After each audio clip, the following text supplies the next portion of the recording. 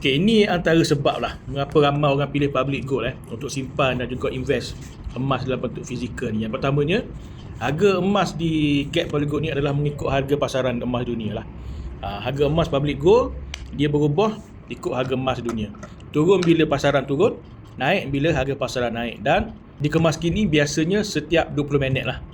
Okay, kalau di cap biasanya sehari sekali, tapi dia akan ikut juga pergerakan harga emas dunia tu. Kalau kata harga emas tu bergerak laju, dia akan berubah juga.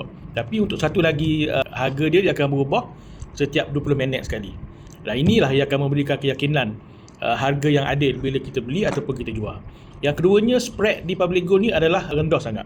Okay, spread ni adalah selisih harga ataupun perbezaan harga antara masa kita jual emas tu dengan harga kita nak beli emas tu. Biasanya spread dia ni di public gold ni lebih rendah lah berbanding dengan kedai-kedai emas biasa di luar sana. Ini sekurang-kurangnya boleh membantu mengurangkan kos dan membolehkan kita nak capai keuntungan dalam emas ni lebih cepat bila harga emas ni naik. Sebab apa? Sebab harga emas dia, harga spread dia tu, kos spread dia tu lebih rendah. Ketiganya, stok emas fizikal di public gold ni sentiasa ada, dan sistem tempahan dia kita boleh buat 24 hari seminggu. Walaupun harga emas turun ataupun naik mendadak, public gold biasanya masih ada stok, dan kita boleh lock harga online pada bila-bila masa tanpa kita perlu pergi ke kedai. Okey, yang keempatnya, akaun emas gap. Melalui akaun emas gap ni lah kita boleh mula beli dan juga simpan emas ni dengan kos yang rendah. Anda boleh mula simpan emas serendah RM100. Emas ini disimpan atas nama anda dan boleh ditukar kepada emas fizikal bila cukup berat yang kita nak. Okey.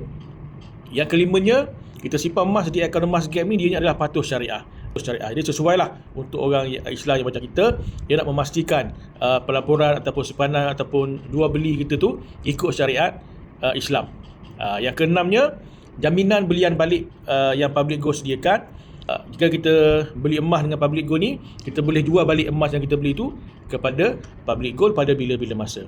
Termasuklah untuk emas yang cala ke, kemek ke, ataupun yang dah patah ke, public gold terima. Yang ketujuh, syarikat public gold ni beroperasi dah lama dah. Dan setakat ni tiada cukai dikenakan atas urus niaga. Untuk rekod, public gold sendiri telah pun memulakan perniagaan dia sejak tahun 2008 lagi. Dan semua produk public gold ni bebas cukai di Malaysia lah. Yang seterusnya, untuk urusan belian, untuk urusan jualan, kita boleh buat secara online. Boleh daftar, boleh beli, boleh semak harga, dan kita boleh urus emas kita tu melalui platform Gap ini secara online 24 jam tanpa kita perlu keluar rumah.